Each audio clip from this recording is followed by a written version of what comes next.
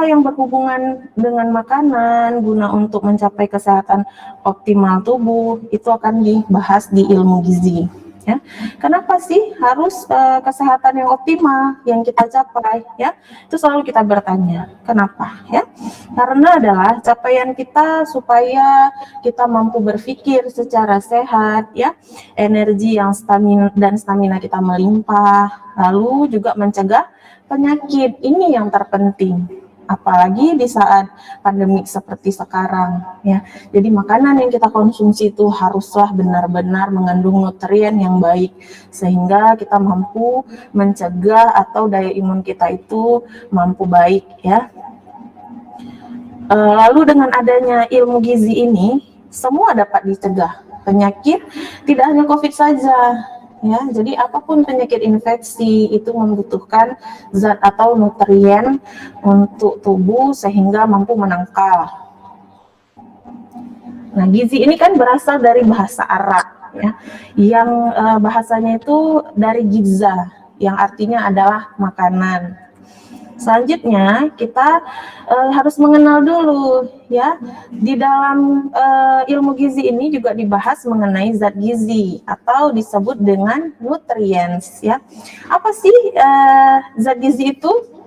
Nah, di sini dikatakan zat gizi adalah ikatan kimia yang diperlukan tubuh untuk melakukan fungsinya.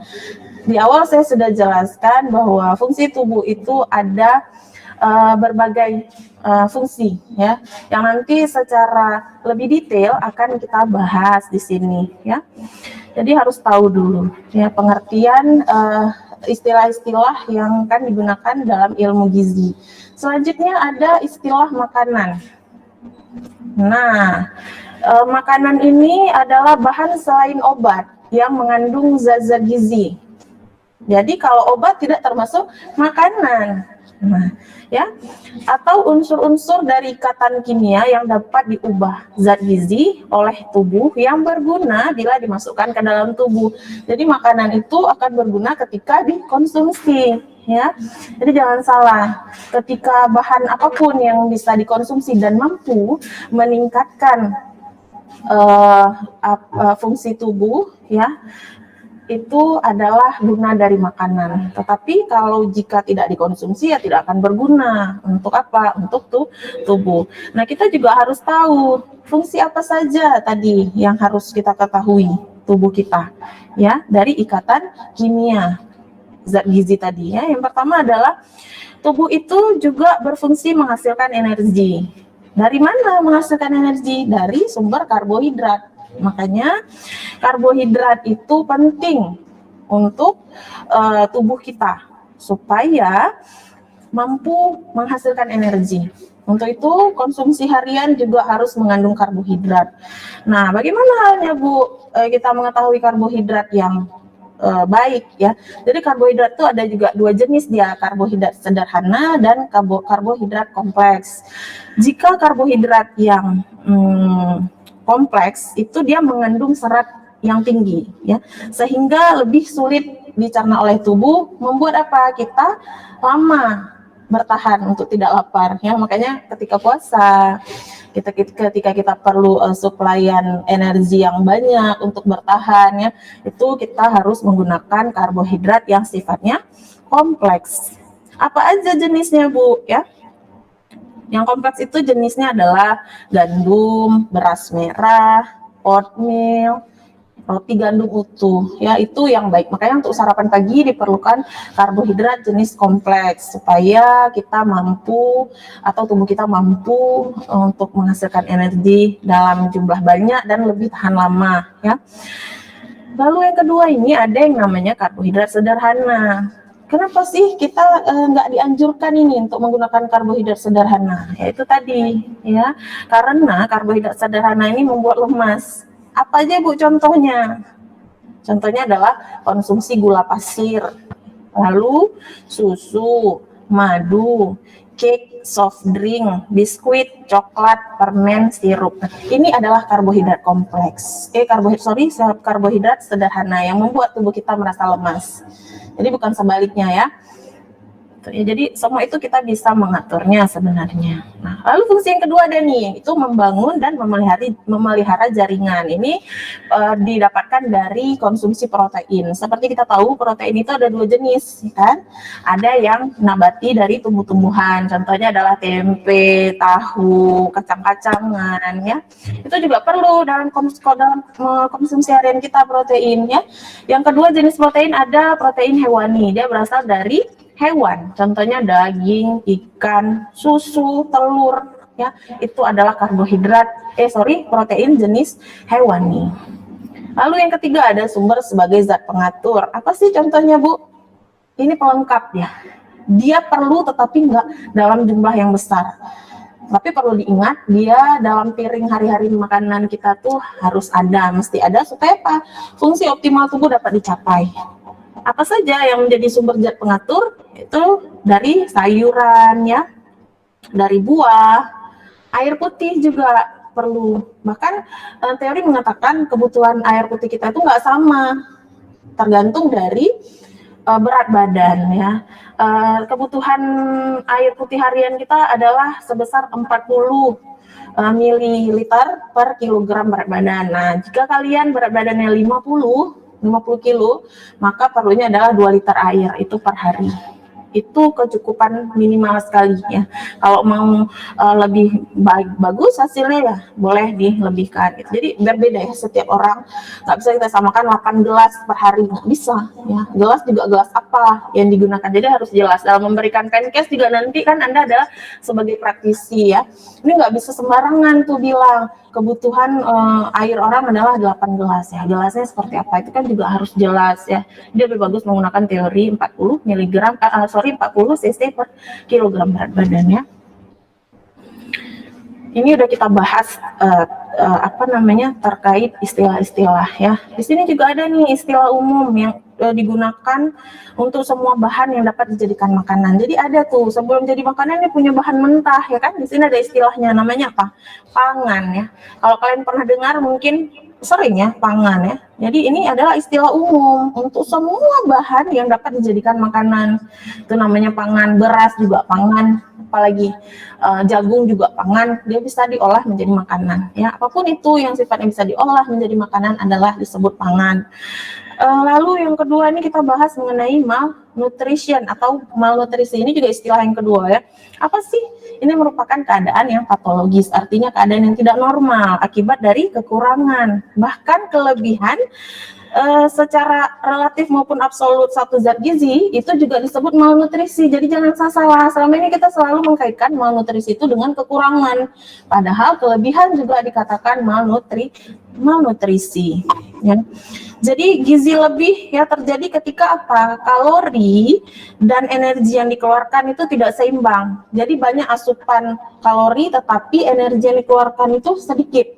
Contohnya misalnya kita sudah makan pagi, ya, sepiring lontong gitu kan, ternyata setelah itu energi kita tuh yang kita keluarkan nggak banyak, kita lebih ke santai-santai aja misalnya, nggak ada kegiatan aktivitas fisik yang membutuhkan energi lebih, ya. Tentunya dia akan disimpan di dalam tubuh, bentuknya macam-macam, ada lemak jenuh, tak jenuh. Nah, itu semuanya kan manifestasinya untuk kelebihan berat badan, bahkan obesitas, ya. Jadi memang gizi itu sebenarnya sangat penting, ya, kita pelajari, ya, untuk supaya kita mampu menstabilkan fungsi tubuh, ya. Nah, kita juga bahas mengenai status gizi. Apa sih status gizi itu? Nah, status gizi itu adalah keadaan tubuh, ya, sebagai akibat konsumsi makanan. Jadi dia gambaran, ya, gambaran bagaimana konsumsi makanan kita tuh ditentukan dari status gizi. Nah, status gizi ini dia dikelompokkan menjadi 3 kelompok berdasarkan usia. Jadi kita di sini mengelompokkannya berdasarkan usia.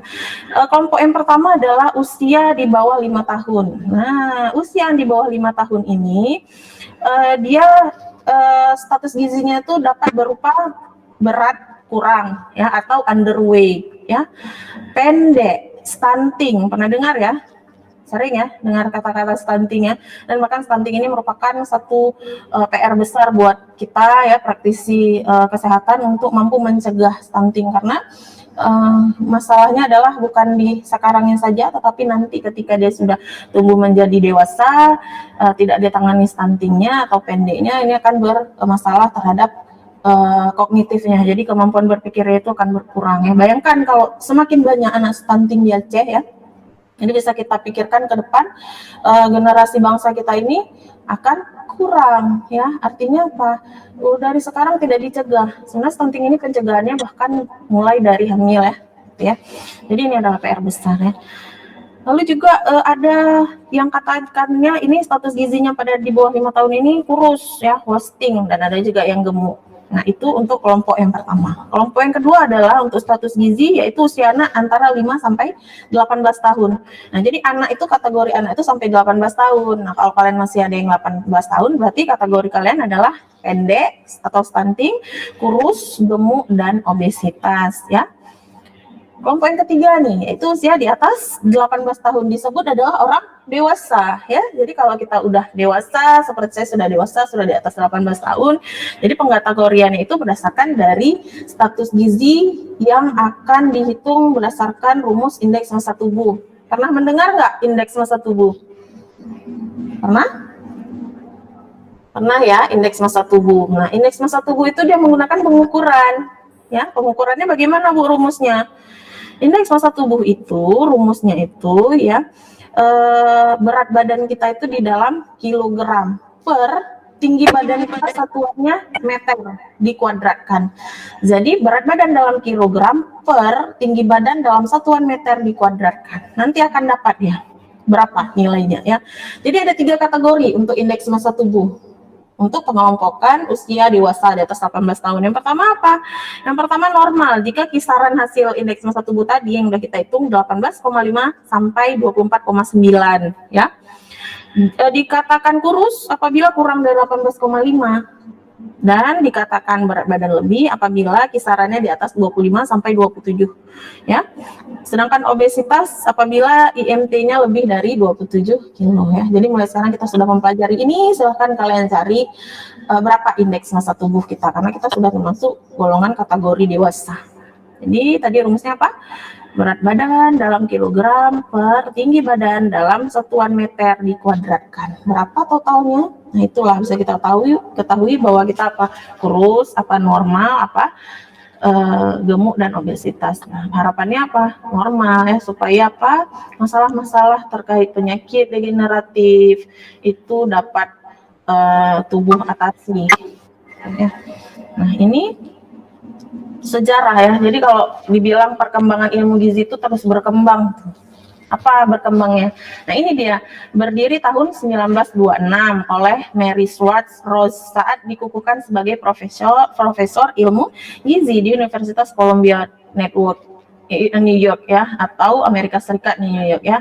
Pada zaman purba, makanan penting untuk kelangsungan hidup. Jadi dari mulai zaman dulu, zaman purba, zaman dimana masyarakat masih berpikiran primitif, itu juga udah perlu gizi untuk bertahan hidup.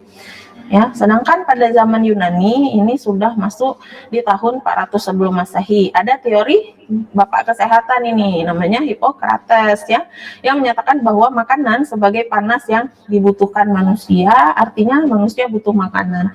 Jadi memang alamiahnya manusia itu sifatnya untuk bertahan adalah membutuhkan makanan. Itu sudah dari zaman sebelum adanya kita ya, jauh sebelum ada kita. Nah, ini beberapa penelitian yang menegaskan bahwa ilmu gizi sudah ada sejak dulu. Antara lain, ini dia penelitiannya. Nah, yang pertama adalah penelitian tentang pernafasan dan kalorimeter. Ini pertama sekali dipelajari oleh Antoine Lavoisier ya, itu tahun 1743 sampai 1794 yang mempelajari tentang pernafasan. Jadi untuk bernafas itu memerlukan makanan. Gitu ya. Jadi proses kalorimetri juga di dalam tubuh, proses panas tubuh itu juga membutuhkan makanan. Lalu ada penemuan mineral ya. Jadi kalau penemuan mineral ini sudah sejak lama diketahui dalam tulang dan gigi. Mineral itu ada dalam tulang dan gigi. Pada tahun 1808 ditemukan kalsium ya. Kalsium ini fungsi yang menemukan adalah si Bossinghaut ya, menemukan zat besi juga sebagai zat esensial. Jadi kan keperluan mineral di dalam tubuh itu sedikit, hanya beberapa kadarnya saja, tapi juga harus ada seperti di tulang untuk membuat tulang itu bagus, tidak mengalami osteoporosis di masa tua. Kebutuhan mineralnya juga harus dipenuhi mulai dari sekarang, mulai dari masa sekarang ya, supaya apa, menghindari terjadinya osteoporosis di masa akan datang. Lalu lanjut temuan. Nah, vitaminnya juga diakui sebagai zat esensial, ya, zat dasar yang dibutuhkan dalam jumlah sedikit tetapi harus ada tersedia gitu ya. Lalu yang keempat ada penelitian tingkat molekuler dan seluler ya. Jadi di sini penemuan ini mulai dari tahun 1955 dan diperoleh pengertian tentang struktur sel yang rumit serta peranan kompleks dan vital zat gizi dalam pertumbuhan dan pemeliharaan sel-sel. Jadi memang rumit ya, kalau kita mau mempelajari ini dia biasanya dalam biologi molekuler ya, itu dia membahas bagaimana sih zat-zat esensial itu berpengaruh terhadap tubuh. Nah itu nanti akan dipelajari di sana. Tapi kalau di sini kita cuma hanya tahu saja ya, bahwasannya perkembangan penelitian dari ilmu gizi ini menemukan berbagai macam zat gizi yang diperlukan sehingga kita sekarang tuh bisa tahu bahwa kita butuh zat ini untuk mampu mengatur tubuh ya. Ketika kita sudah mulai lemas, kita kan bahkan tahu ini tubuh kita berarti mengindikasikan kita tidak sehat ya, lemas, mudah sakit. Nah, itu juga harus kita penuhi kebutuhan gizi kita dengan kandungan apa yang kita perlukan sehingga kita konsumsinya itu tepat ya. Nah, keadaan sekarang bagaimana? Ini muncul konsep-konsep baru, antara lain apa? Pengaruh keturunan terhadap kebutuhan gizi. Nah, jadi keturunan ini juga berpengaruh terhadap kebutuhan gizi seseorang, ya. Jadi kan kalau zaman sekarang itu kita tahu kita konsumsi makanan ini kadang tidak sehat, ada yang namanya junk food, ada yang namanya fast food, dan itu lebih dominan kita konsumsi zaman sekarang. Maka dari itu kita harus mengetahui sebagaimana bahaya, sehingga kita nggak mengkonsumsi secara berlebihan kan itu ya. Lalu apalagi nih pengaruh gizi terhadap perkembangan otak dan perilaku. Ya kita tahu otak kita tuh perlu nutrisi yang baik untuk mampu berpikir dan menjalankan fungsinya. Nah, kita tahu ketika kita belajar, ini kan kita proses belajar. Energi yang diperlukan atau kebutuhan otak itu lebih besar dibandingkan kalian bersepeda. Ya, itu berdasarkan teori. Makanya untuk orang yang proses belajarnya sedang dilangsungkan seperti ini, alangkah baiknya kalian sarapan di pagi hari tadi. Sarapan dengan karbohidrat yang jenisnya kompleks ya. Tadi kita sudah bahas, jadi sudah tahu pembagian karbohidrat mana yang kompleks dan mana yang sederhana. Lalu lanjut ini, kemampuan bekerja dan produktivitas serta daya tahan terhadap penyakit, ini yang paling penting kita butuhkan. Kita harus mampu menangkal penyakit infeksi yang saat ini sedang mewabah atau dikatakan pandemik ya, bahkan seluruh dunia sudah terjangkit infeksi ini. Jadi gitu, kita harus tahu dulu apa sih bahan-bahan makanan yang diperlukan saat-saat seperti ini. Otomatis vitamin C. Vitamin C itu kan banyak kandungannya dari buah-buahan kita peroleh ya. Jadi kalian bisa konsumsi vitamin C dalam bentuk alami supaya maintenance ya. Tubuh itu mampu imunnya untuk menangkal segala jenis penyakit infeksi, tidak hanya COVID saja tadi ya. Oke, baik. Kita akan lanjutkan materi kita. Untuk saat ini kita harus istirahat sejenak.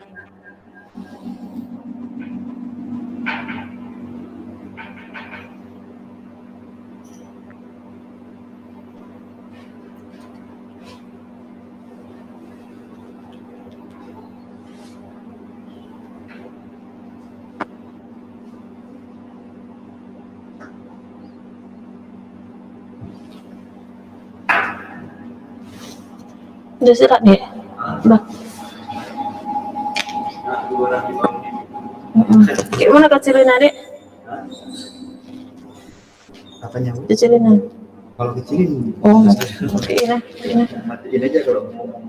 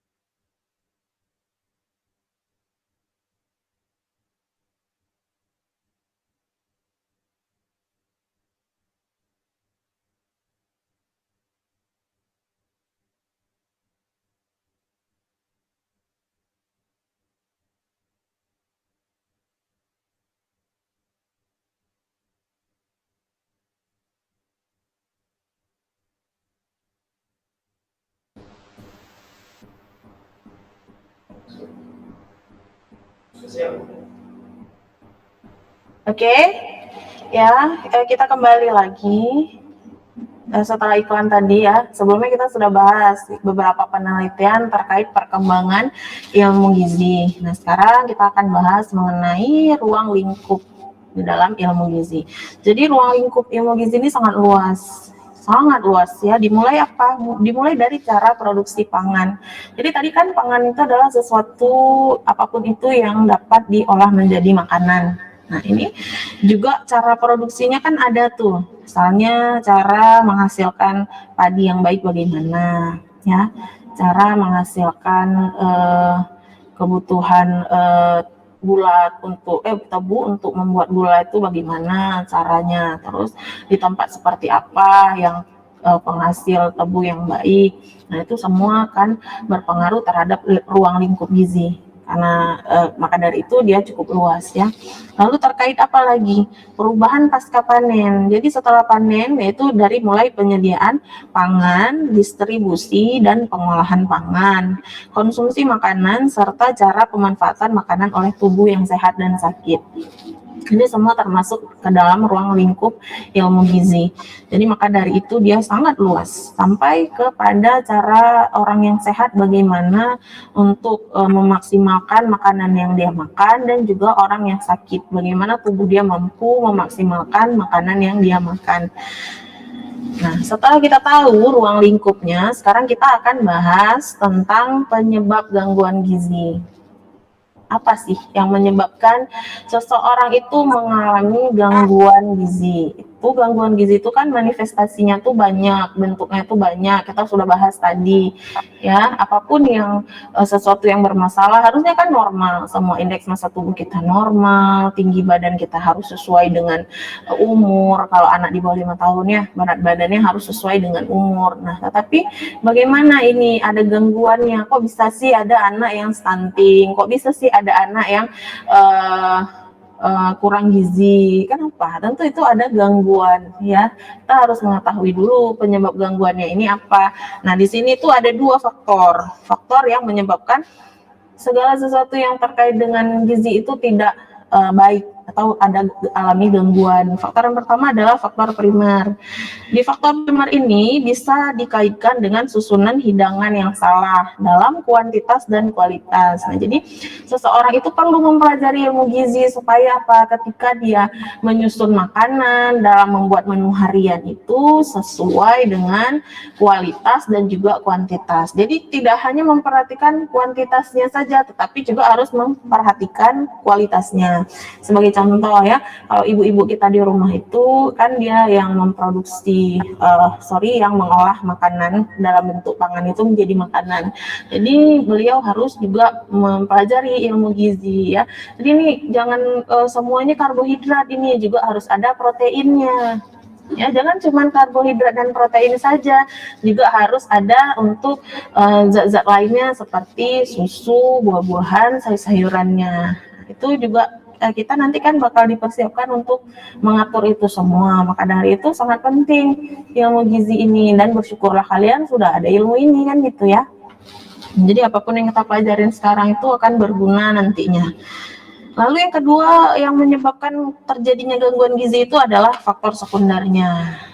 Faktor sekunder ini bisa dari dalam tubuh kita, seperti apa? Gangguan sel ya. Jadi ini bukan sel ya, gangguan sel. Jadi di dalam sel itu kan sel merupakan sel merupakan bagian tubuh yang terkecil. Susunan yang paling kecil dari seorang makhluk hidup itu namanya sel ya. Sel itu tidak hanya ada pada manusia, sel pada tumbuhan juga ada, sel pada hewan juga ada. Nah, ini ada terjadi gangguan sel ya, dari dalam hal dasar saja sudah terjadi gangguan, otomatis akan menyebabkan pengaruh terhadap gizinya gitu ya. Lalu yang kedua apa? Gangguan pencernaan. Ya, jadi tubuh itu kan fungsi dari tubuh itu salah satunya sebagai zat pengatur tadi ya, zat pembangun. Nah, itu sudah dikonsumsi semua oleh orang misalnya ya. Tetapi kenapa dia terjadi gangguan gizi? Wah, ternyata ada faktor sekunder yang berpengaruh di sini, dan ini yang sangat dominan sebenarnya ya. Cara yaitu tubuh mampu menjalankan fungsi yang optimal. Ternyata ada gangguan pencernaan. Jadi di dalam ususnya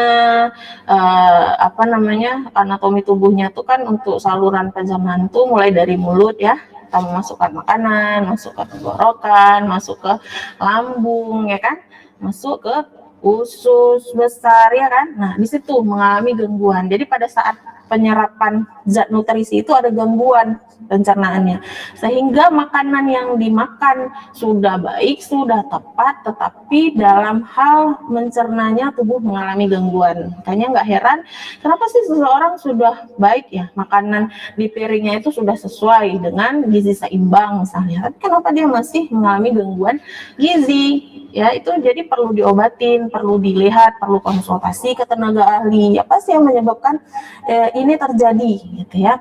Jadi kita harus tahu dulu.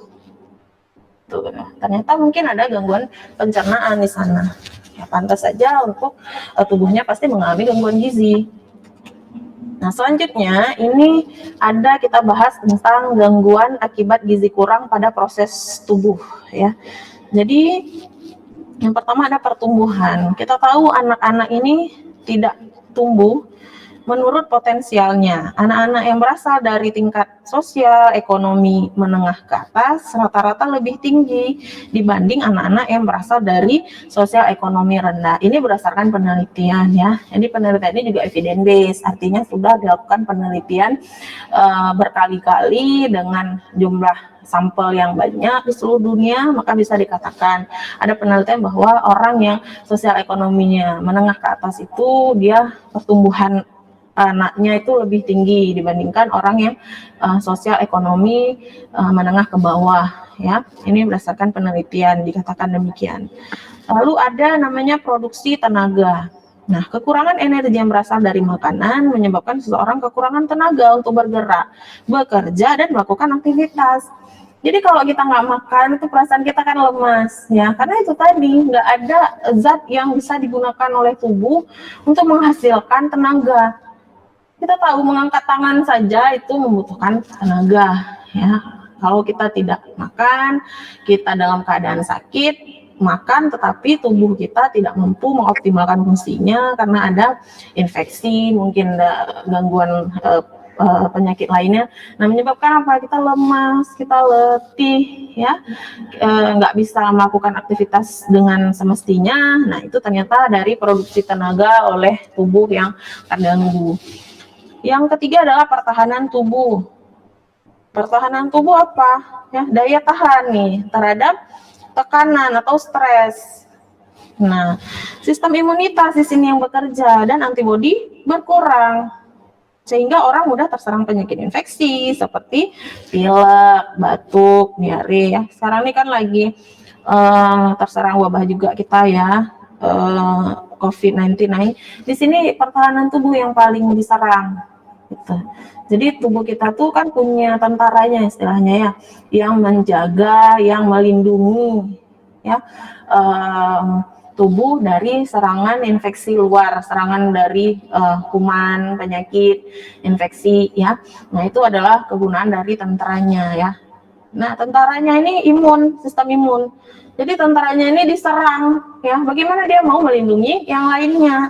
Nah, makanya timbullah gejala-gejala yang mengharuskan kita untuk istirahat di rumah, isolasi supaya tidak terjangkit orang-orang lain. Makanya saat-saat seperti ini kalau ada perasaan nggak enak, demam, mau demam, misalkan tubuh kita tuh dia menginikan dulu, mengkasih tanda-tanda awal dulu ya.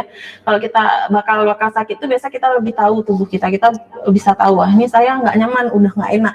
Nah, silahkan kita konsumsi makanan yang ada kaitannya untuk kekebalan sistem imun kita ya. Biasa di sini mengkonsumsi makanan yang mengandung vitamin C tinggi, boleh dari buah-buahannya ya, istirahat yang cukup, minum air putih yang cukup sesuai dengan berat badan kita tadi yang kita bahas di awal. Nah, itu sehingga apa? Tentara tadi yang melakukan pertahanan tubuh itu dia mampu menangkal, mampu melawan sakit itu ya. Jadi kita tidak tergeletak tidur ya. Bahkan kok sekarang ini tidak harus ada gejala ya. Untuk terinfeksi virus ini juga terkadang tidak menimbulkan gejala bagi orang yang betul-betul imunnya kuat ya. Jadi di dalam tubuhnya itu sudah terinfeksi COVID-19 tapi tidak muncul demam ya, kesulitan bernafas, kehilangan selera makan, letih lesu, gangguan pencernaan, semua tidak dia alami. Nah, itu berarti antibodi tubuhnya itu masih baik ya. tapi dia tetap bisa menginfeksi orang lain. Gitu. Kayak kita nggak ada yang tahu. Kan untuk saat ini kita disarankan untuk melakukan aktivitas dari rumah. Kecuali ada aktivitas-aktivitas yang memang tidak bisa diwakili di rumah. Ya. Terpaksa kita harus keluar dengan menggunakan masker ya. Jadi sekalian ya saya juga harus memperpanjang pesan ya, bahwasannya memang kita harus menggunakan masker untuk keluar rumah. Sangat terbantu ya. Masker yang digunakan harus memperhatikan ya, harus standar, harus sesuai dengan yang disarankan ya. Lalu ini kita bahas untuk pengaruh gizi kurang. Nah, apa sih pengaruhnya jika seseorang mengalami gizi kurang? Yang pertama, pengaruh terhadap perkembangan mental. Nah, perkembangan mental terpengaruh ya. Jadi, kemampuan berpikir di sini. Otak mencapai bentuk maksimal pada usia 2 tahun. Jadi, anak yang sebelum usia 2 tahun, apabila kita menginginkan dia ke depannya menjadi generasi yang cerdas, yang baik, nah inilah kita mulai dari usia sebelum 2 tahun. Karena apa? Di situlah perkembangan otak yang sangat maksimal dan optimal. Ya, jadi ketika kita mau anak kita pintar, ya selain kita stimulasi juga kita harus memberikan gizi-gizi yang cukup. Ya, gizi yang cukup itu diperoleh dari makan makanan yang bervariasi. Ya, mungkin kalau anak-anak dia sukanya monoton ya, sukanya cuman telur aja gitu ya. Ya. Kita sebagai orang tua ya mesti bagaimana menyiasati kebutuhan gizi anak itu cukup dari variasi makanan. Mungkin bisa dibuat ayamnya diolah ya kan, tempenya diolah dalam bentuk yang cantik ya diolah. Jadi itu semua adalah seni kita gitu. Supaya apa? Selama 2 tahun ini harus anak saya tuh cukup gizinya ya, tidak kekurangan gizi sehingga otaknya tuh mampu berkembang secara maksimal gitu ya. Nah, kurang gizi ini dapat berakibat terganggunya fungsi otak secara permanen. Jadi kalau kurang gizi di awal-awal kehidupan sampai usia 2 tahun, jangan heran ketika dia sudah besar itu akan mengalami terganggunya fungsi otak secara permanen. Jadi kasihan sekali kalau sampai terjadi pada kita ya. Nah, yang kedua ada pengaruh gizi ini, pengaruh gizi kurang ini berpengaruh terhadap perilaku. Nah, perilaku ya, baik anak-anak maupun orang dewasa seperti kita ini, apabila kurang gizi menunjukkan perilaku tidak tenang. Nah, mereka mudah tersinggung, cengeng, dan apatis. Jadi, anak-anak yang kurang gizi, maaf jika gizi buruk ya, jangan heran ketika dia akan cengeng ya, tidak antong seperti anak-anak yang gizinya baik. Ya, orang dewasa juga seperti itu. Apakah ada orang dewasa yang gizi kurang? Ada, banyak. Ya, KEK namanya, kurang energi kronik. Dalam bentuk apa dia? Bisa marasmus, juga ada pada orang dewasa.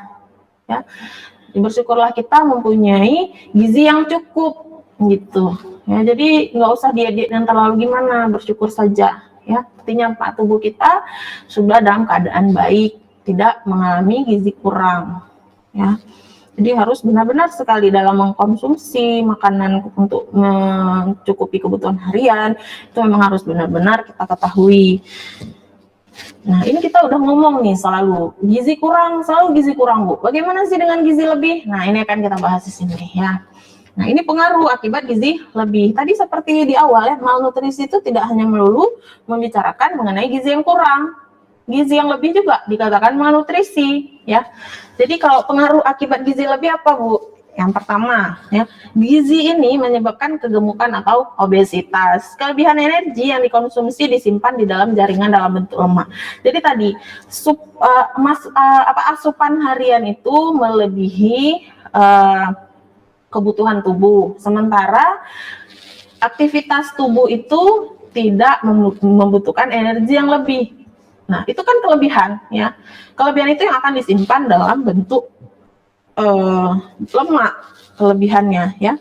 Jadi kegemukan ini merupakan salah satu faktor resiko dalam terjadinya berbagai penyakit degeneratif. Apa sih contoh penyakit degeneratif ya? Seperti hipertensi, itu penyakit degeneratif ya. Penyakit diabetes, jantung koroner juga. hati dan kantung empedu. Jadi semua yang sifatnya mengalami gizi lebih, kegemukan, dia akan berpotensi atau ada faktor risiko terjadinya penyakit degeneratif. Jadi nggak mesti hipertensi itu yang sifatnya keturunan, nggak juga ya. Dia juga bisa disebutkan dari bagaimana tubuh kita konsumsi mungkin yang meningkatkan penyakit hipertensi. Jadi gaya hidup di sini yang paling dominan penyebab itu. Juga seperti jantung koroner ya. Ini juga sangat tinggi bahkan di Aceh ya. Penyakit jantung koroner ini sangat tinggi insidensinya di Aceh. Nah, juga pengaruh terhadap dari faktor kebiasaan kita orang Aceh ya. Jadi kebiasaan kita orang Aceh itu kan konsumsi gula ya dalam bentuk apa kopi ya. Jadi ketika buat kopi gulanya itu juga harus yang manis, yang lekat manisnya. Nah itu salah satu penyebab dari terjadinya penyakit jantung koroner. Nah, jadi ini kita akan bahas pengelompokan zat gizi menurut kebutuhan. Jadi gizi yang seperti apa yang diperlukan oleh tubuh? Nah ini dia ada dua jenisnya. Ada yang jenisnya makro, ada yang jenisnya mikro. Kita lihat dulu untuk yang makro. Makronutrien, yaitu komponen terbesar dari susunan diet. Ya. Berfungsi untuk menyuplai energi dan zat esensial. Jadi kalau yang sifatnya makro ini kerja dia juga lebih besar dan kebutuhan dia juga lebih banyak untuk tubuh ya. Dia mampu untuk menyuplai energi harian. Kita ada aktivitas misalnya pagi kita nyapu rumah ya kan, bersih-bersih rumah. Siang kita aktivitasnya masak misalnya nyuci. Nah, itu semua itu membutuhkan zat makronutrien ya. Jadi apa-apa saja yang termasuk ke dalam komponen makronutrien. Nah, di dalamnya terdiri dari karbohidrat. Di karbohidrat itu ada dua jenis tadi, sederhana dan kompleks, itu sama-sama dibutuhkan. Lemak juga dibutuhkan, ya. Ini dalam makro ya, makronutrien. Kalau lemak itu dia di dalamnya itu ada asam linoleat omega 6 dan asam linoleat omega 3. Jadi lihat dulu lemaknya tuh kandungannya apa. Ya, mana yang lebih baik itu nanti kita akan mempelajari di pertemuan selanjutnya ya. Yang ketiga di dalam zat makronutrien itu ada yang namanya protein. Nah kalau protein itu dia asam-asam amino, di situ ada banyak ya, ada lisin, ada isolisin, ada lisin. Nah itu semua digunakan sebagai kebutuhan protein di makronutrien. Lalu ada mineral itu dia ada kalsium, ada fosfor, ada natrium, kalium, zat besi, magnesium. Nah ini semuanya itu dibutuhkan dalam kebutuhan yang sedikit oleh tubuh, tetapi dia memang harus ada gitu. Ya karena kalau tidak ada sama sekali tubuh memperoleh itu, tidak kita cukupin dari makanan, otomatis juga akan bermasalah ya. Lalu ada vitamin ini banyak, ada vitamin A, vitamin D, vitamin E, vitamin K ya. Jadi banyak, ada vitamin B6, ada B12, vitamin C ya. Nah itu semua vitamin itu kita harus mampu mengkonsumsinya. Jadi makanlah makanan yang mengandung vitamin yang banyak. Misalnya di dalam buah pepaya dia ada vitamin C-nya juga, vitamin A-nya juga ya. Jadi biasakan konsumsi buah-buahan per hari itu. Jenis-jenis buahan ya kan banyak, tidak harus yang mahal ya. Untuk buah-buahan yang mudah ditemukan seperti pisang itu sangat bagus ya. Pisang tuh kandungannya itu sangat bagus ya di dalam pisang. Nah, juga apalagi yang mudah, nanas mungkin ya. Jadi kita lihat bagaimana daerah kita mungkin penghasil buah-buahan, misalnya apa, pepaya ya, itu aja yang kita konsumsi gitu ya.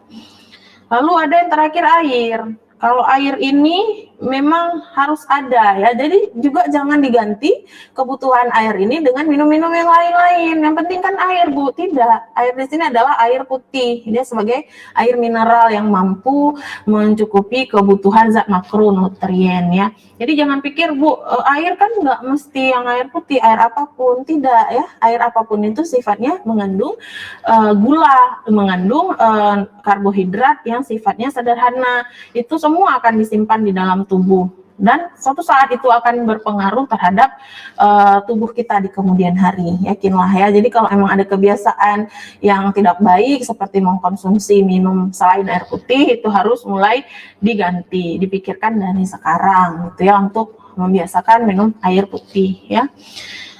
Lalu yang kedua ini ada yang namanya mikro ya, sudah kita bahas tadi di mikronutrien juga ya, termasuk di dalamnya karbohidrat, lemak, protein gitu ya. Jadi kalau yang mikronutrien ini terdiri dari karbohidrat, lemak, protein, mineral, vitamin dan air. Itu sedikit kita butuhkan, tapi memang harus ada ya. Nah, kita harus bahas juga mengenai fungsi zat gizi, memberi energi, yaitu zat pembakar, sudah tadi di awal ya. Bahwasannya yang memberi energi tadi apa? Karbohidrat, ya kan? Lalu apalagi yang memberi energi? Apalagi tadi di awal udah kita bahas kan? Ya, jadi untuk tubuh kita mampu menjalankan fungsinya sebagai zat memberi energi atau zat pembakar, tentunya tadi dibutuhkan karbohidrat ya. Jenis karbohidrat juga sudah kita bahas tadi, ya kan? Ada karbohidrat sederhana, karbohidrat kompleks. Nah, tergantung kita mau fungsi tubuh kita itu seperti apa. Mau yang lebih lama tahan lapar, ya itu tentunya itu tujuan kita itu untuk kita mampu menjaga berat badan yang optimal, yang baik, ideal. Tapi sebaliknya, apabila tubuh kita ingin untuk gemuk atau menambah massa tubuh, konsumsilah makan makanan atau karbohidrat yang mengandung susunannya itu karbohidrat sederhana ya, seperti gula itu tadi. Tapi tidak boleh juga dalam batas yang banyak, dia harus ada batasan gitu. Jadi semua itu tergantung apa kebutuhan kita. Asik belajar ilmu ini. Jadi kita bisa mengatur pola diet kita harian ya. Kita bisa mengetahui kandungan dari berbagai jenis makanan, yang baiknya yang seperti apa. Bahkan sekarang ini juga ada istilah gizi seimbang ya. Jadi gizi seimbang yang dicanangkan, yang diajarkan ke kita itu adalah produk makanan yang kita makan harian itu yang dari jenis aneka ragam ya. Jadi di situ ada susu sedikit, ada protein hewaninya sedikit, telur ya, ada protein nabatinya, tahu, tempe digoreng atau nggak dalam bentuk yang digoreng, Bu, saya mau yang di steam aja boleh. Lalu ada apa lagi? Ada karbohidratnya, boleh dari jagung ya. Mungkin kalau seperti orang kita, tradisi kita di Aceh untuk makan karbohidrat yang sifatnya kompleks seperti jagung, nah itu mungkin untuk kita nggak biasa ya. Tapi kalau di tempat-tempat lain yang memang mereka membatasi konsumsi beras ya, beras putih, mereka merasa konsumsi beras putih itu banyak kali kandungan zat gulanya sehingga susah dipecah oleh tubuh ya. Mereka mengganti atau mereplace dengan karbohidrat jenis lain ya, seperti pada orang DM juga diabetes. Nah, itu ada kadar batasan dalam mengkonsumsi beras putih. Nah, itu diganti dengan apa? Dengan sereal olahan gandum ya, oatmeal. Nah, itu lebih disarankan untuk orang yang ada penyakit degeneratif ya. Begitu juga untuk pertumbuhan dan pemeliharaan jaringan tubuh, ini zat pembangun. Di sini apa tadi zat pembangun kan sudah kita bahas di awal ya. Jadi maksud saya ini kita hanya mempertajam lagi ya. Zat pembangun tadi ada seperti protein ya. Juga ada yang terakhir adalah mengatur proses tubuh, yaitu zat pengatur. Juga sangat diperlukan sayuran, buah, air putih, dan sumber vitamin dan mineral. Jadi untuk kita yang bermasalah nih, karena kan nggak semua orang memang ya suka. Kebiasaan makan itu dari kecil juga akan berdampak ketika kita dewasa. Mungkin saat kecil dulu orang tua kita tidak memperkenalkan jenis-jenis makanan yang beragam seperti sayuran, ketika nggak mau udah stop gitu ya. Nah, sehingga kebiasaan itu akan kita bawa sekarang. Untuk kita mungkin nggak semuanya suka makan sayur-sayuran, ya nggak masalah. Tapi untuk buah-buahan pasti ada yang suka. Nggak mungkin buah-buahan sama sekali ada orang yang nggak suka. Bisa diganti sayuran dengan buah-buahan. Itu boleh-boleh saja ya. Itu adalah seni kita. Bagaimana kita mengolah, bagaimana kita mampu mengolah bahan pangan itu menjadi makanan yang baik yang nantinya akan berpengaruh terhadap metabolisme tubuh kita. Ya, jadi untuk di awal-awal pertemuan memang yang kita bahas adalah terkait yang ininya saja ya, yang dasar-dasarnya. Tapi kalau yang nanti pertemuan setelah ini kita akan bahas banyak hal ya. Saya berharap anak-anak saya di sini, mahasiswa saya di sini mampu membaca atau mencari referensi yang lebih banyak lagi ya. Tidak mungkin semua dari kita, belum lagi saat ini kan kita sedang dilanda pandemi. Untuk ketemu secara langsung sudah tidak mungkin kita lakukan. Kita hanya belajar melalui media virtual ya. Salah satunya nih Google Meet. Nah, sehingga nanti ketika kalian kurang dalam mungkin saya penyampaiannya, dalam memberi materi, itu kalian bisa mencari di buku ya atau di jurnal-jurnal. Itu semua ada ya. Buku apapun itu yang sifatnya sebagai referensi silahkan dibaca. Ya, kita tidak monoton dalam mengambil referensi. Ya, nanti mungkin ketika kedepannya kita membutuhkan ilmu yang lainnya itu bisa kita buka lagi kan gitu, kita buka referensi ini. Ternyata dulu pernah belajar ya. Yakinlah ilmu yang sekarang ini akan berguna kelak di kemudian hari bagi kalian. Bagaimana sudah ini Bapak? Ya, kita akan dengarkan kalau kita nonton iklan dulu ya. Kita break dulu sebentar ya.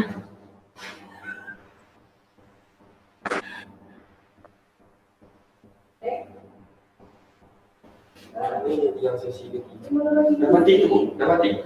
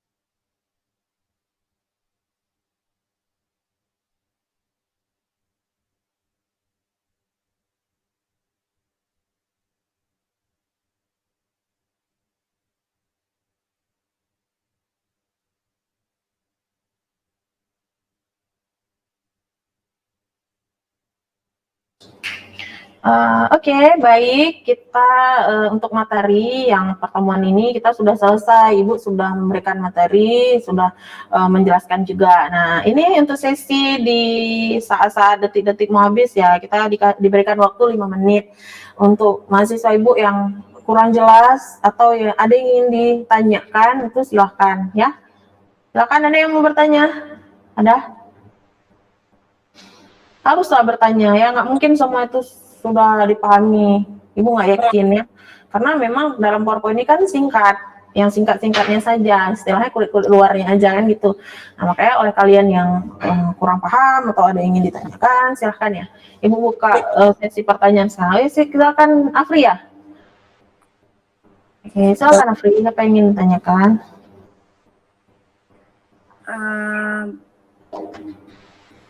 Afri bukan kurang paham di ini Bu penyebab Afri, Ibu minta diulangin lagi pertanyaannya. Jadi bukan Afri kurang paham di penyebab gangguan gizi. Tadi udah Ibu jelaskan bahwasanya gangguan gizi itu ada 2 faktor, yaitu primer dan sekunder, Bu. Jadi kalau misalkan yang primer itu susunan hidangan. Misalkan kita udah makan makanan yang kualitasnya bagus kayak itu bukan, tapi terjadi gangguan di faktor sekunder, gangguan sel dan saluran pencernaan tadi. Nah, bagaimana caranya Bu, misalkan tidak terjadi gangguan gizi, faktor primer sudah kita jalankan, tapi faktor sekunder ada gangguan. Jadi bagaimana kita mencegah gangguan sekunder tersebut? Terima kasih Bu. Sangat baik ya. Jadi tadi juga sudah kita bahas di awal juga tadi ya, waktu pas slide penyebab gangguan gizinya ya. Sebentar ya, Ibu cari slide-nya.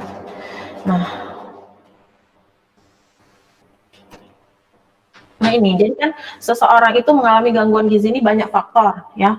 Bisa jadi dari faktor primer dan faktor sekunder. Bu, bagaimana halnya? Faktor primernya sudah baik ya, susunan hidangannya juga sudah baik dalam kualitas maupun kuantitas. Nah, tetapi kenapa dia tetap terganggu gangguan gizinya? Itu tadi karena ada faktor lain, yaitu faktor sekunder ya. Ini bagaimana bisa kita cegah? Bagaimana bisa kita obati? Yaitu dengan cara kita berobat ya.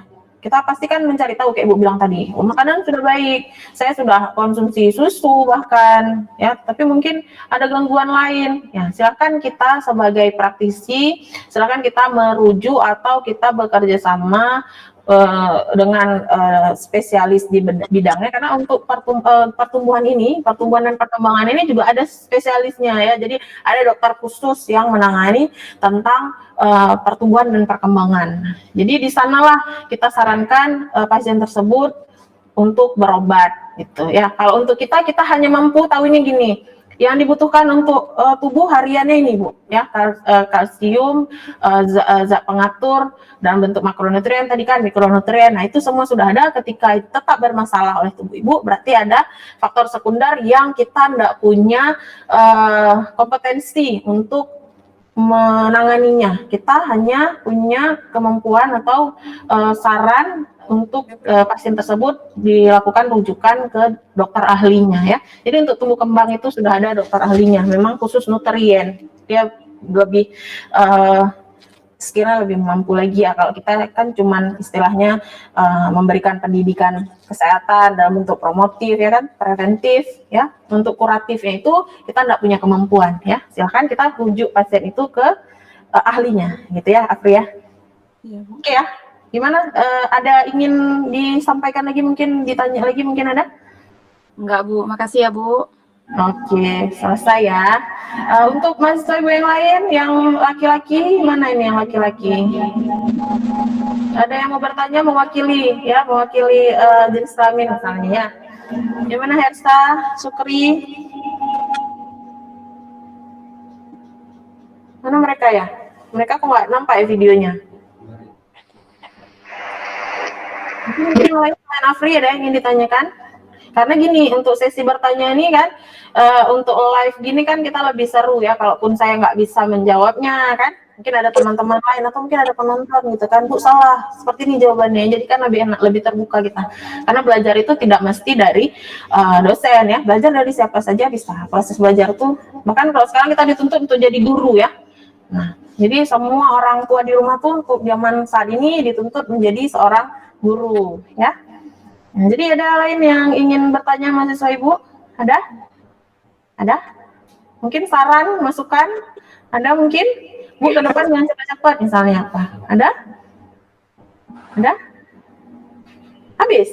Ini gimana nih? Ada memang sudah jelas atau memang gimana? Ada dua nih, ya, sangat jelas atau memang nggak ngerti sama sekali? Ini Anda yang mana? Ibu mau bertanya lagi, Bu. Ya, silakan Afri. Ya, si Afri yang aktif kali. Ya. Aja. Ibu sudah menjelaskan tentang makro dan mikro, kan Bu? Yang gizi tadi. Jadi yang Afri dengar Ibu jelaskan tadi, Ibu menjelaskan bahwasanya kalau misalkan makro itu termasuk karbohidrat, lemak, protein, mineral, vitamin, dan air.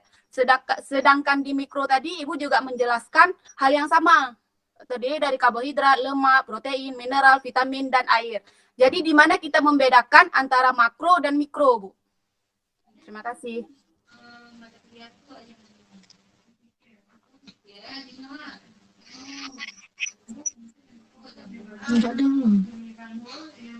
Nggak dengar, Bu. Kecil suaranya, Bu. Nggak dengar, Bu. Menyuplai energi dan zat-zat esensial. Jadi gini, tubuh kita tuh sebagai makronutrien berdasarkan dari apa yang kita makan. Dia akan memilah-pilih. Wah, ini kebutuhan untuk mengatur tubuh, ya. Ini kebutuhan untuk membangun. Ini untuk menghasilkan energi. Nah, itu adalah makronutrien. Jadi dari komponen besarnya. Kalau yang mikronutrien ini lebih dari apa komponen yang dibutuhkan di dalam makronutrien. Ya, ini dibagi berdasarkan dari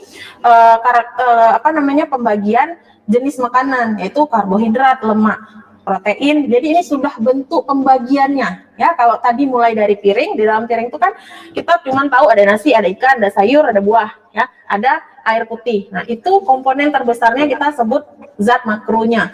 Tapi kalau sudah dipilah-pilih oleh tubuh, wah ini fungsi penghasil energi, saya perlu karbohidrat. Nah, ternyata ada dari piring makro tadi, ya. Jadi dia dipilih, itu udah masuk ke mikro.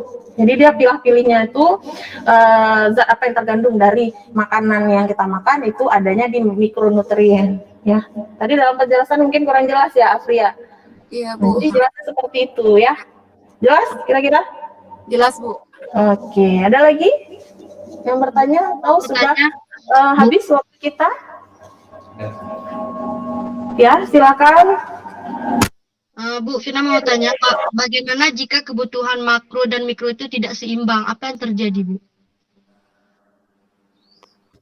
Tidak seimbangnya kebutuhan yang kita suplai ke tubuh itu ada dua masalahnya. Apakah energinya lebih atau gizinya lebih atau gizinya kurang. Sering sekali kalau tidak sesuai itu menghasilkan manifestasi yang buruk, yaitu gizi kurang. Biasanya seperti itu. Misalkan kalau nggak sesuai kita makan. Nah, kita makan nih selalu yang sifatnya karbohidrat ya, makan kentang goreng ya, pakai nasi, pakai mie goreng ya. Apalagi pakai daging misalnya ya. Jadi yang kita konsumsi itu kan nggak sesuai. Yang ada cuma apa? Melulu karbohidrat. Menyebabkan apa? Yaitu tadi gangguannya, kelebihan gizi. Jadi karbohidrat itu kita perlukan memang dalam kebutuhan yang banyak, tetapi dia tidak boleh melulu dia. Ya, makanya kita harus pintar. Wah, ini saya sudah makan kentang goreng. Kentang goreng itu adalah karbohidrat. Ya, saya berarti tidak boleh ada karbohidrat lain. Ya, jadi apa? Saya ganti dengan tahu digoreng misalnya, itu sebagai proteinnya. Atau saya mau telur direbus pakai kentang goreng. Ya, itu sudah bagus. Artinya Pak, karbohidratnya sudah ada, protein hewannya sudah ada, ditambah segelas susu, sudah ada mineralnya. Nah, jadi kalau nggak seimbang, kayak saya cerita tadi, melulu karbohidrat atau malah memang nggak mau karbohidrat. Ada kan orang yang memang dia nggak mau nasi, nggak mau beras, nggak mau roti, nggak mau apa lagi, nggak mau kentang goreng, nggak mau jagung, dia cuma makannya telur aja, nggak sehat juga.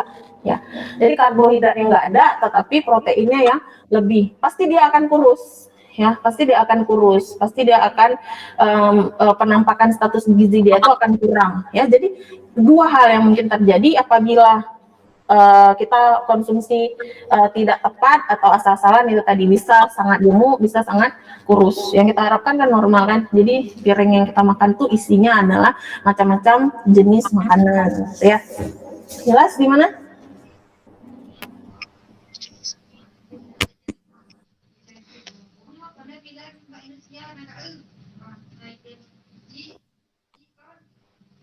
Jelas?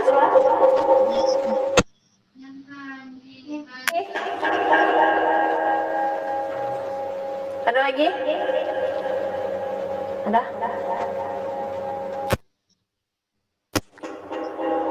Ada, kok bingung mukanya? Mukanya ini bingung kok. Kok bingung? Jangan bingung. Nah, ada lagi yang ingin bertanya? Ayo, silakan. Kesempatan bertanya satu lagi ya, Pak ya. Satu lagi ya. Setelah itu kita akan melanjutkan sesi lain. Bukan saya ya, dosen lain lagi ya. Gimana? Ada satu lagi lah, satu lagi. Ini silakan bertanya satu lagi. Yang laki-laki mana ya? Yang laki-laki saya rasa gimana ya kalian? Harus punya motivasi belajar ya. Kalau saat seperti ini tidak punya motivasi belajar, kita tertinggal. Ada? Habis ya? Habis? Nggak ada lagi ya?